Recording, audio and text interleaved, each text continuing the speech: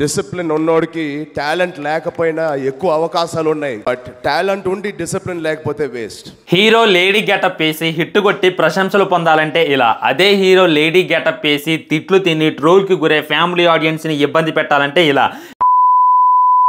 Laila movie ఇప్పుడే చూసి రావడం జరిగింది. ఆల్రెడీ సినిమా చూసి అనేటటువంటి ప్రూఫ్ ఇన్స్టాగ్రామ్ స్టోరీ కూడా పెట్టిన. రావన్ ఫర్ యూ అని ఉంటుంది. Almost 56K followers. అందులో మీరు చెక్ చేయండి, మీకైతే క్లారిటీగా కానొస్తుంది. సినిమా ఎలా ఉంది అనేటటువంటిది తెలుసుకోవాలంటే ముందు మీరు స్టోరీలు ఏం తెలుసుకోవాలి. సోను అనేటటువంటి ఒక యువకుడు ఉంటాడు. వాడి పని ఏంటంటే అమ్మాయిని అందంగా తయారు చేయడం అనమాట. ఫిట్నెస్లో ఉండొచ్చు, మేకప్ వేసి ఉండొచ్చు. అమ్మాయిలు అందంగా లేరు అని చెప్పి ఫీల్ అవుతారు, వాళ్ళందరినీ కూడా అందంగా తయారు చేస్తూ ఉంటాడు. అదే కాక ఇంకో సైడ్ బిజినెస్ కూడా. అదేంటంటే తను ఒక రసికుడు అనమాట. ఎలాంటి అమ్మాయినైనా సరే ఎలాగా పడేస్తాడు. అయితే అలా చేసేటటువంటి టైంలో ప్రతి ఒక్కళ్ళ మొగడికి కూడా వీడి మీద కోపం వస్తుంది అనమాట. ఉదాహరణకి చెప్పాలంటే ఒక అమ్మాయిని తన భర్తపై ముట్టుకుంటాడు అనమాట. ముట్టుకోవడంతో నువ్వేంది సోను ముట్టుకున్నట్టు ముట్టుకోలేకపోతున్నావు, తను ఎంత బాగా ముట్టుకుంటాడో తెలుసా అంటది. ఏ విధంగా ప్రతి ఒక్క మొగడికి మనోడు అంటే కాలిద్ది అనమాట. సో మనోడు ఏం చేస్తారంటే ఒక తేట పని అయితే చేస్తారు. ఆ తేట పని వల్ల తనందరూ కూడా టార్గెట్ చేస్తారు, తనందరూ కూడా అరెస్ట్ చేయాలి, అది చేయాలి, ఇది చేయాలి అనుకుంటారు. దాని నుండి తప్పించుకోవాలి అని చెప్పి ఒక లేడీ గెటప్ వేస్తాడు. అదే Laila movie. Cinema first half అంతా కూడా సీదా రాడ్లు అని చెప్తాను నేను. ఇక ఇంటర్వెల్ వచ్చేసరికి కొద్దిగా ఇంట్రెస్టింగ్ అయితే స్టార్ట్ అయింది. సెకండ్ హాఫ్ అంతా కూడా అలా స్టార్ట్ అయింది. ఓవరాల్గా ఎలా ఉంది అనేటటువంటిది ఇప్పుడే చెప్పను, లాస్ట్లో చెప్తా. సినిమా అయితే వెయిట్ చేసి చూడండి.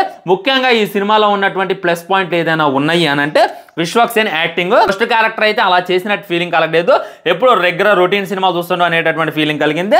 అండ్ సెకండ్ క్యారెక్టర్ చేస్తున్నప్పుడు మరీ దరిద్రంగా అనిపించింది అనమాట. ఫస్ట్ క్యారెక్టర్ ఉంటే బాగురా, సెకండ్ క్యారెక్టర్ ఎందుకు చేస్తుండో అనేటటువంటి ఫీలింగ్ కలిగింది. సో తను సోను క్యారెక్టర్ చేస్తున్నప్పుడు పర్లేదు, కానీ లైలా క్యారెక్టర్ చేస్తున్నప్పుడు చాలా ఇబ్బందిగా అనిపించింది అనమాట. చాలా ఎబ్బెట్టుగా అనిపిస్తుంది. ఆ తర్వాత ఇంకా ఈ సినిమాలో ఏమన్నా ప్లస్ సీన్స్ ఏమన్నా ఉన్నాయి అని అంటే మ్యూజిక్ చాలా బాగుంది. అక్కడక్కడ బీజం అయితే అదిరిపోయింది. మధ్య మధ్యలో వచ్చేటటువంటి ఎలివేషన్స్ అయినా అవి కూడా నాకు చాలా బాగా అనిపించాయి. ఎమోషనల్ బీజం కూడా బాగా వర్కౌట్ అయింది. కామెడీ బీజం కూడా బాగా పండింది అనేటటువంటి ఫీలింగ్ కలిగింది. ఈ రెండే సినిమాలో ఏదైనా చూడదగ్గవే. మైనస్లు ఏంటంటే unnecessary screen play and story line అయితే రెగ్యులర్ రొటీన్ కొట్టుడు. మీకైతే కొత్తగా ఎక్కడ కూడా అనిపిస్తుంది అనమాట. ఇది చూసిన పార్టే కదా, దీనివల్ల మనకు చూపించాలా అనేటటువంటి ఫీలింగ్ కలిగింది. ఇంకోటి ఏంటంటే ఇది అడల్ట్ సినిమా అని వాళ్ళు చెప్పారులే, కానీ మరీ ఇంత అడల్ట్ సినిమా నేనైతే అనుకోలేదు. ఫ్యామిలీ ఆడియన్స్ అయితే ఖచ్చితంగా ఇబ్బంది పడతారు. నేతో పాటు ఇంకో నలుగురు అయితే ఫ్యామిలీ ఆడియన్స్ అయితే వచ్చారు. వాళ్ళకి తెలియదు అనమాట. డైరెక్ట్గా టికెట్లు తీసుకున్నారు, వచ్చి కూర్చున్నారు. వాళ్ళైతే చాలా ఇబ్బంది పడ్డారనమాట. అంటే చాలా వల్గర్గా ఉంటాయి కొన్ని సీన్లు. మీరు ట్రైలర్ చూస్తే మీకైతే అర్థమైపోద్ది. మరి ఇలాంటి దరిద్రమైనటువంటి డైలాగులు పెట్టడం అవసరం, దరిద్రమైనటువంటి సీన్లు పెట్టడం అవసరమా? ఇప్పుడు అమ్మాయితో రొమాన్స్ చేస్తుంటే, అమ్మాయిని జనాలు కసిగా చూస్తుంటే అక్కడ ఉండేటటువంటి రిథం వేరు. కానీ ఇక్కడ అబ్బాయి అమ్మాయిలాగా మారిపోయి వాడిని కసిగా చూస్తుంటే నాకైతే అదొక క్రింజ్ లాగా, అది ఒక రకమైనటువంటి వరస్ట్ ఫీలింగ్ అయితే కలిగింది. ఇంకా మైనస్ ఏంటంటే ఇల్లాజికల్ సీన్స్ అనమాట. కొన్ని సీన్లకు అసలు లాజిక్కే ఉండదు. దాని గురించి డెప్త్ రివ్యూలో మాట్లాడుకునేటటువంటి ప్రయత్నం చేద్దాం. ఇంకా చెప్పిన ల్యాగ్ రంబోల చాలా అంటే చాలా సాగదీసిండు. సినిమా మెయిన్ కాన్సెప్ట్ ఒకటే, లేడీ గెటప్ వేయడం కోసం ఎంతలా సాగదీశారా అనేటటువంటి ఫీలింగ్ అయితే కలిగింది. క్లైమాక్స్ అయితే ఇంకా మీరందరూ కూడా ఎక్స్పెక్ట్ చేసిందే. ఇదైతే మ్యాక్సిమం సినిమాలో మీరు చూస్తే మీకైతే కనపడిద్ది అనమాట. అండ్ డెప్త్ రివ్యూ మాట్లాడుకున్నట్టయితే దీనికి ఇంత బిల్డప్ ఇవ్వాల్సిన అవసరం లేదు అనేటటువంటి ఫీలింగ్ కూడా నాకు కలిగింది ఫ్రెండ్స్. ఇప్పుడు నేను ఎగ్జాంపుల్ చెప్తున్నా, లేడీ గెటప్ ఇప్పటిదాకా ఏ హీరో వేయలేదు కాదు. అప్పుడెప్పుడు మంచు మనోజ్ గారు ఒక సినిమాలో వేశారు, పాండవులు 9 అనేటటువంటి దాంట్లో చూసుకున్నట్లయితే మనకి ఒక రకమైనటువంటి కామెడీని పుట్టించేటటువంటి ప్రయత్నం చేశారు. ఆ తర్వాత శివ కార్తికేయ రెమో సినిమాలో వేసిండు, తను కూడా ఒక రకమైనటువంటి కామెడీ పుట్టించేటటువంటి ప్రయత్నం చేసిండు. వాళ్ళు వేసినటువంటి రీజన్స్ వేరు, మనోడు వేసేటటువంటి రీజన్ వేరు. ఈ రీజన్ అయితే నాకు చాలా సిల్లీగా అనిపించింది అనమాట. దీనికోసం లేడీ గెటప్ వేయాలా అనేటటువంటి ఫీలింగ్ కూడా కలిగింది. ముఖ్యంగా ఈ సినిమాలో ఉన్నటువంటి డైలాగ్ రైటింగ్ దన్నోరా దోత, ఎవర్రా బాబు ఎలాంటి డైలాగులు రాసి ఇచ్చింది అనేటటువంటి ఫీలింగ్ కలిగింది. మీరు ట్రైలర్లో విన్నారు కదా, సినిమాలో ఉన్నటువంటి ఎలాంటి కొప్పలాదు ఉంటాయి అనమాట. ఫెవికాల్ మింగేస్తే అన్ని హోల్స్ మోసకపోతాయి అనేటటువంటిది. అండ్ అక్కడ పువ్వు లేదు, కాయలు ఉన్నాయి అనేటటువంటిది. ఇవన్నీ కూడా చాలా అన్నెసెసరీగా అనిపిస్తాయి అనమాట. ఎలాంటి క్రింజ్ మనం జబర్దస్త్లో చూస్తాం, ఎలాంటి క్రింజ్ మనం ఏదో షోలో చూస్తాం, ఆ పక్కింటికి రావనేటటువంటి షోలో చూస్తాం. కానీ ఇందులో అయితే ఇంతకు మించి అయితే క్రింజ్ పెట్టేటటువంటి ప్రయత్నం చేశారు. ఏం లేదు, డైరెక్టర్ ఒక జబర్దస్త్ స్క్రిప్ట్ లాగైతే సినిమా రాసుకుంటూ దాన్ని ఏదో జబర్దస్త్ హైపరాధికిద్దాము, సుడిగాలు సుధీరికిద్దాము అని అనుకుంటూ దాంతో విశ్వక్సేన్ ఎలాంటి స్టోరీ నువ్వు వాళ్ళకి ఎందుకు ఇవ్వాలి, మనమే ఒక సినిమా చేద్దాం అనేటటువంటి మాస్టర్ ప్లాన్తో సినిమా తీసేశారు అనేటటువంటి ఫీలింగ్ కలిగింది. ఫుల్ క్రింజ్ భయ్య, ఎక్కడ నవ్వాలి ఎక్కడ బాధపడాలి అనేటటువంటిది అర్థం కాదు.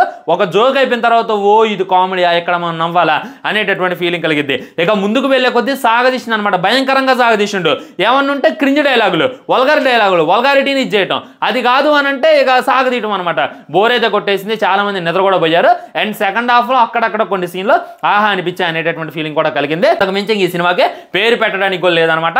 మీకు డెఫినెట్లీ ఇంట్రెస్ట్ ఉంటే వెళ్ళి ట్రై చేసి చూడండి అనమాట. చూసి మీ రివ్యూ ఏంటి అనేటటువంటిది కూడా కింద కామెంట్ చేసేటటువంటి ప్రయత్నం చేయండి. నాకైతే స్టార్టింగ్ నుండి ఎండింగ్ దాకా వీళ్ళు ఇచ్చినటువంటి ఎలివేషన్లకి, వీళ్ళు ఇచ్చినటువంటి బిల్డప్లకి కొట్టింది అనేటటువంటి ఫీలింగ్ అసలుకే కలగలేదు అనమాట. ముఖ్యంగా రొమాంటిక్ సీన్లో ఇప్పటిదాకా విశ్వక్సేన్ రొమాంటిక్ సీన్ చేయాలి చాలా సినిమాలు. అప్పుడెప్పుడు ఫలక్నామా దశలో కొన్ని రొమాంటిక్ సీన్లు అయితే చేసిండు. ఇంకా ఆ తర్వాత రొమాంటిక్ సీన్ చేయకుండా ఓన్లీ కంటెంట్ మీద అయితే దృష్టి పెడుతుండో. కానీ ఇందులో కంటెంటే లేదనమాట. ఓన్లీ హీరోయిన్తో రొమాన్స్ చేయటం, లేదా లేడీ గెటప్ వేసి వేరే వాళ్ళని నోరూరించి వాళ్ళతో వల్గరీ డైలాగులు పెట్టడం, దానికి తగ్గట్టు ఈ లైలా రిప్లై ఇవ్వడం అనేటటువంటిది నాకైతే చాలా వల్గర్గా అనిపించింది అనమాట. ముఖ్యంగా ఈ డైరెక్టర్ బాగా ఫోకస్ చేసింది ఏంటంటే హీరోని అమ్మాయిని చేయాలి అనేటటువంటి దాని మీద భయంకరంగా ఫోకస్ చేసిండు. ఎలా మేకప్ వేయాలి, ఎలా ఎక్స్పోజింగ్ చేయాలి, హీరోయిన్ అయిన తర్వాత హీరో లేడీ గెటప్ వేసిన తర్వాత అది ఎలా అట్రాక్ట్ చేయాలి, ఎంత తెల్లగా చూపించాలి, అసలు అబ్బాయి అనేటటువంటిది మర్చిపోయి అమ్మాయి అనేటటువంటిది ప్రతి ఒక్కరు గుర్తుంచుకోవాలి అనేటటువంటిది చూపించింది. కానీ కంటెంట్ మీద అయితే దృష్టి పెట్టలేదు అనమాట. వీళ్ళు ఈ హీరోయిన్ లాగా మార్చిన దాని మీద పెట్టినటువంటి దృష్టిలో కనీసం ఒక 10% కంటెంట్ మీద పెట్టినట్లయితే సినిమా ఎక్కడో ఉండేది అనేటటువంటి ఫీలింగ్ అయితే నాకు కలిగింది. ముఖ్యంగా చెప్తాను నేను, నాకేమీ విశ్వక్సేన్ మీద కోపం లేదు.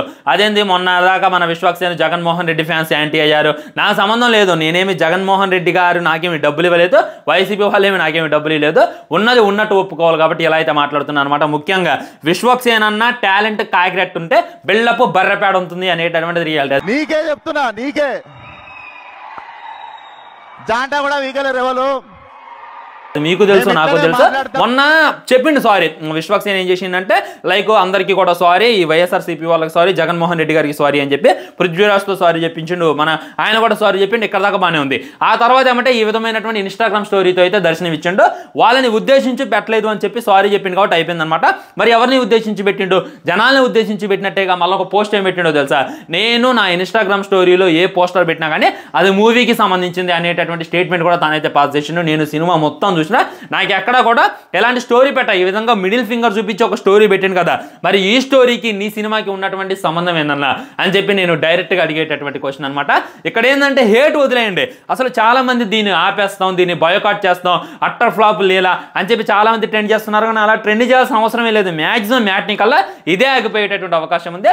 చాలా సినిమాలకు ఓపెనింగ్స్ బాగానే ఉండేవి, జనాలు బాగానే వచ్చేవాళ్ళు. కానీ ఈ సినిమా చూసుకున్నట్టయితే ఓపెనింగ్స్ కూడా చాలా దరిద్రంగా ఉన్నాయి, జనాలు కూడా ఎవడు రాలేదు.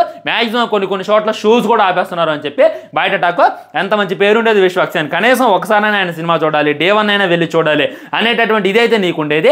అదంతా కూడా ఒక్క దెబ్బకి నువ్వు పోగొట్టుకున్నావు. దీనికి గల కారణం ఎవరు అంటే నువ్వే, 100% నువ్వే. నిన్ను ఎవరు ఎంకరేజ్ చేయలేదు, నిన్ను ఎవరు కూడా ఇది కాలేదు, నీ అంతటికి నువ్వే ఒక బలుపు లాంటిది చూపించుకొని ఇదయ్యా అనేటటువంటిది రియాలిటీ. వింటున్నారు కదా డైలాగులు, ఎంత గొప్ప గొప్ప డైలాగులు కొడుతున్నాడు. నిజంగా ఇలాంటి డైలాగులు కొట్టడానికి అర్హుడు ఉన్నటువంటి హీరో ఎవడు?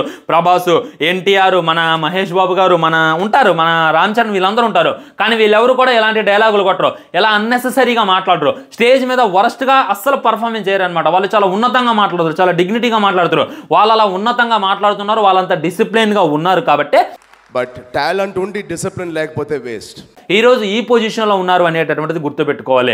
సో నువ్వు ఇలా అన్డిసిప్లిన్గా ఉండి సినిమాలో కంటెంట్ లేకుండా వస్తే చూడటానికి జనాలేమి ఎర్రి పుష్పాలు కాదు అని చెప్పి గుర్తుపెట్టుకోవాలన్నమాట. ఇది ఫ్రెండ్స్ ఓవరాల్గా రివ్యూ. మీరు కూడా వెళ్ళండి, వెళ్ళొద్దు అని చెప్పి నేను అసలుకే చెప్పను. ఒకసారి మీ ఒపీనియన్ ఏంటి అనేటటువంటిది కూడా కింద తెలియజేయండి. నేను చాలామంది మేము హెచ్డీ డౌన్లోడ్ చేసుకొని చూస్తాం, అది ఇది అంటున్నారు, అది ముమ్మాటికి తప్పు.